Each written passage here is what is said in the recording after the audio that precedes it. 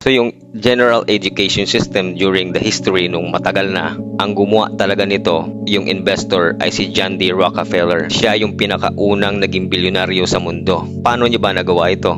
Dapat marami siyang empleyado at sila lang yung negosyante nung time na yon. So he designed the education system. Dinisenyo niya yung education system hindi para turuan mag-isip ang mga tao o ang mga kabataan na paglaki, hindi para turuan or lumaki na marunong mag-isip, kundi tuturuan lang at sasabihin kung ano ang iisipin. Program lang. Kasi sabi ni John D. Rockefeller, I don't want a nation of thinkers, I want a nation of workers. Para mas lalo pa siyang yumaman, kailangan niyang mas maraming trabahante. Kasi kung ang mindset mo ay marunong kang mag-isip, you know how to think critically, hindi ka magiging worker for the rest of your life.